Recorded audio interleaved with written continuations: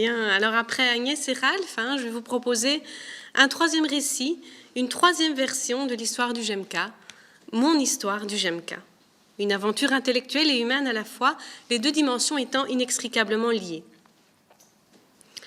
Membre de la première heure, cela fait 3 ans qu'Agnès et Ralph m'ont invité à les rejoindre à la barre et à devenir co-directrice du GEMCA, un titre auquel je ne suis pas encore tout à fait habituée. 3 ans, c'est l'âge de ma seconde fille, et leur proposition de promotion m'est tombée dessus à mon retour de congé de maternité, un peu comme le ciel me serait tombé sur la tête. Avec un peu de recul, je tiens vraiment à les remercier à nouveau de la confiance qu'ils m'ont accordée et de tout ce qu'ils m'ont permis de découvrir et de développer depuis 3 ans. Depuis 10 ans, puisque je voudrais pour l'heure remonter plus haut encore et vous raconter ma première rencontre avec le GEMCA. Je n'ai pas noté la date exacte, mais elle a dû avoir lieu quelque part en 2007.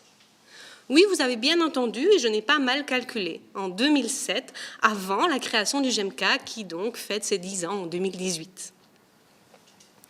2007, c'était ma dernière année de thèse. Philologue classique de formation, j'ai fait une thèse en néo-latin sur la poésie de circonstances humanistes, et plus précisément sur les poèmes néo-latins célébrant des naissances d'enfants. Les génitliaques, de leur nom savant, un terme qui, question popularité, n'a rien à envier aux chevaliers du lac de Paladru. Cette thèse m'a apporté des moments de grand enthousiasme, de plaisir intellectuel en tout genre, mais aussi énormément de solitude. J'avais pourtant la chance d'avoir un excellent promoteur, attentif, bienveillant, toujours disponible et de bons conseils, Lambert Isebart, que je ne remercierai jamais assez. Mais un promoteur à lui tout seul ne peut pas remplacer une équipe de recherche. Sur la fin de ma thèse, j'étais fermement décidée à tourner la page et à aller chercher du travail en dehors du monde universitaire.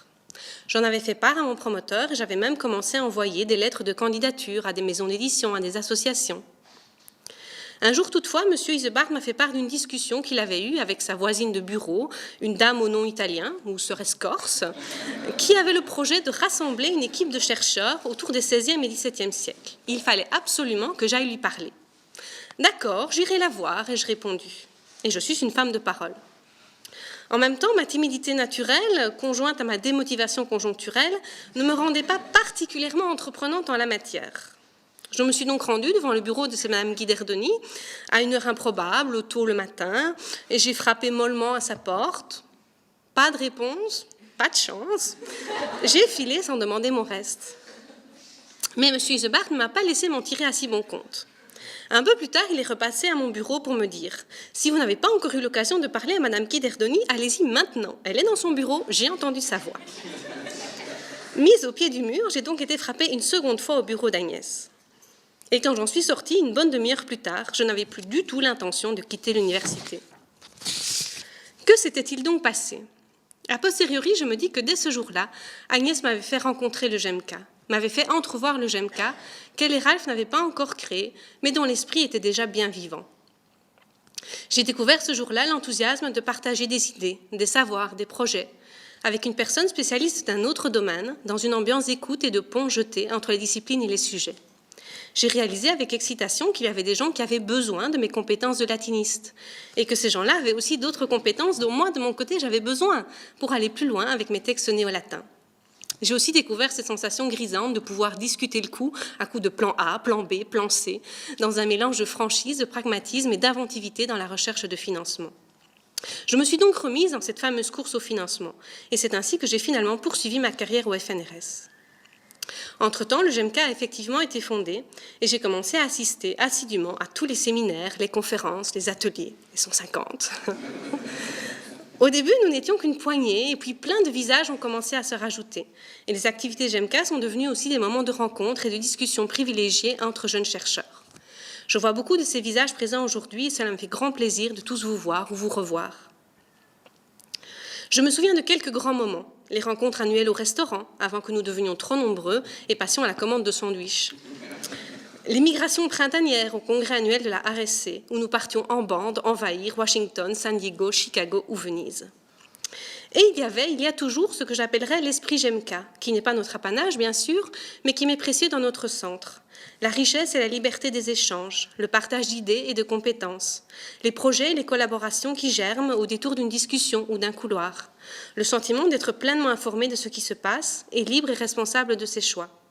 Une grande exigence intellectuelle qui nous pousse sans cesse plus loin et hors de nos zones de confort, mais aussi une grande bienveillance et un respect des personnes. L'assurance qu'on a le droit, par exemple, de mettre les pieds dans le plat et de dire à certains moments « Attendez, je n'y comprends plus rien », sans perdre l'estime des autres pour autant. Parce que je dois bien l'avouer, dans les premières années, un certain nombre des séminaires et des ateliers que j'ai suivis m'ont laissé plutôt perplexe. Moi qui étais passé maître dans l'art d'assembler avec virtuosité toute la variété de blocs Lego de la marque Philologie classique, voilà qu'on déversait sur mon plan de travail tout plein de blocs d'autres marques, sémiotique, histoire de l'art, relations texte-image, etc. Des blocs de bien belle apparence, certes, mais qui ne semblaient pas a priori pouvoir s'emboîter avec les miens. Certains de ces blocs sont encore aujourd'hui sur le bord de ma table, attendant que je trouve une façon de les utiliser.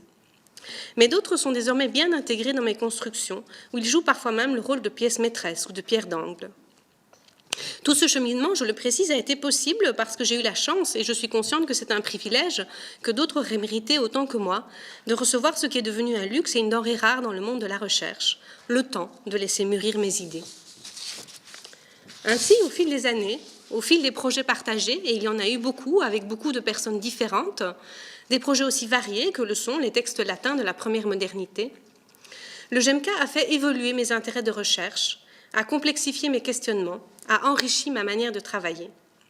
Je n'ai pas seulement progressé dans la résolution des problèmes que me posent les textes de la première modernité. Je comprends aussi de mieux en mieux pourquoi les auteurs que j'étudie ne se sont pas posés les mêmes problèmes que ceux que je me pose aujourd'hui en les lisant, ou pourquoi ils ne les ont pas posés dans les mêmes termes. J'en prendrai un exemple que j'illustrerai à mon tour par quelques images emblématiques de mes années GEMCA. Mon objet premier, je l'ai dit, est constitué par des poèmes latins célébrant des naissances d'enfants. Mes premières analyses faisaient intervenir un mélange de bon sens et de logique binaire. Propositions vraies ou fausses, thème présent ou absent, auteur catholique ou protestant, plus récemment platonicien ou aristotélicien, documents textuels ou iconographiques. Une des choses qui me tracassait dans ces textes, c'était qu'ils ne semblaient souvent ne pas parler de ce dont ils auraient logiquement dû parler, et qu'ils s'étendaient sur des aspects qui n'auraient logiquement pas dû les intéresser. Ainsi, et je reviens toujours dessus, mais voilà, pourquoi un jésuite qui chantait la naissance d'un prince n'en avait-il que pour mère nature et la complexion corporelle de l'enfant, alors que le saint homme aurait beaucoup plus opportunément dû parler de Dieu et de la jeune âme qui venait de s'incarner. Le pire, c'est que ses supérieurs ne semblaient même pas s'en offusquer, et qu'il avait pu rééditer 5 ou 6 fois de son vivant son poème aux allures païennes, ode au corps et à la nature. Dans la version éditée de ma thèse, ma perplexité apparaissait encore entière. Je me permets une petite autocitation. Seul un bref passage suggère la dualité entre le corps et l'esprit. Que penser de ceci? Il ne fait aucun doute que Wallius, en bon catholique, croyait à l'âme immortelle créée par Dieu et distincte du corps qui l'héberge. Simplement, il n'était sans doute pas nécessaire à son propos d'approfondir la question de cette âme. Fin d'autocitation. La dualité entre le corps et l'esprit, écrivais-je. Cette dualité, j'en ai retrouvé une illustration infiniment éloquente dans le recueil d'emblèmes de la même époque, début XVIIe, qu'Agnès m'a fait découvrir, les Pia Desideria d'Hermann Hugo. Voici donc à quoi ressemble l'emblème 3-8, représentant la détresse de l'âme que son corps empêche de s'unir à Dieu. Alors en termes de dualisme âme-corps, on peut difficilement faire mieux. Et pourtant, si l'on va un peu plus loin, les choses se retournent. Le corps représenté est un squelette, un corps mort. C'est bien sûr une stratégie iconographique qui permet de faire voir l'intérieur, de faire apparaître l'âme par les interstices. Il y a également une dimension affective évidente, l'horreur suscitée par le squelette qui souligne la dure condition de l'âme incarnée.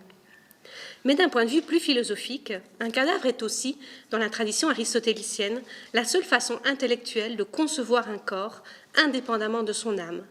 Tout comme, inversement, un corps vivant ne peut se concevoir par définition qu'intimement uni à et entièrement parcouru par une âme qui l'informe.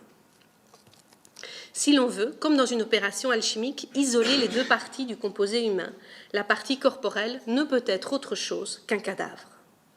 Comme le disait déjà Aristote dans le De Generatione Animalium, il est impossible que n'importe quelle partie du corps, visage, main ou chair, existe sans la présence en elle de l'âme sensitive, sinon ce serait comme un cadavre ou une partie de cadavre. Alors à l'inverse, la représentation visuelle de l'action informante d'une âme dans un corps vivant Je l'ai trouvé ailleurs, dans un traité d'embryologie du XVIe siècle. C'est donc la formation de l'embryon dans le De Conceptu et Generatione Hominis de Rueff. Vous voyez les différentes étapes. Alors, dans le système de pensée propre à la première modernité, il n'y a pas ici un corps avec ou sans âme, mais un corps qui est devenu corps parce que sa matière, à un certain moment, a été organisée par une forme, par une âme. Sans une âme humaine, il n'y aurait tout simplement pas eu de corps à forme humaine. Et tout cela éclaire sous un autre jour le poème jésuite que j'évoquais plus haut.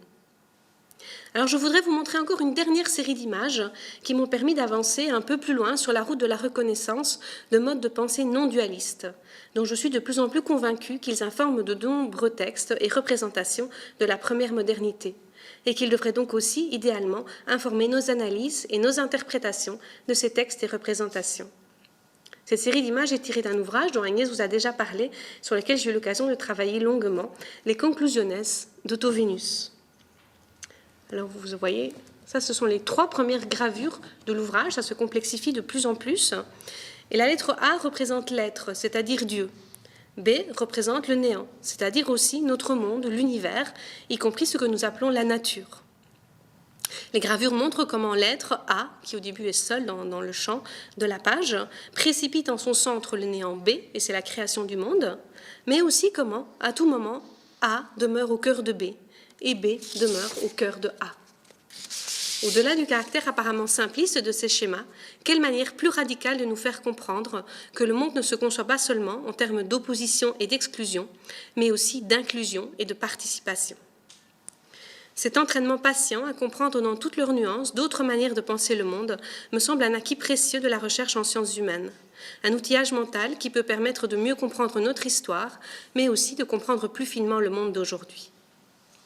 Tout cela m'a mené sur les terres de la philosophie scolastique, d'horizons intellectuels vertigineux et aussi de projets d'équipe passionnants. Mais rassurez-vous, je ne vais pas vous assommer avec de la scolastique cet après-midi. J'ai déjà assez parlé, d'ailleurs ma voix va bientôt lâcher. Et donc je rends la parole à Ralph pour nous présenter notre invité du jour qui va vous parler lui aussi, je crois, de son histoire, du GMK. Merci.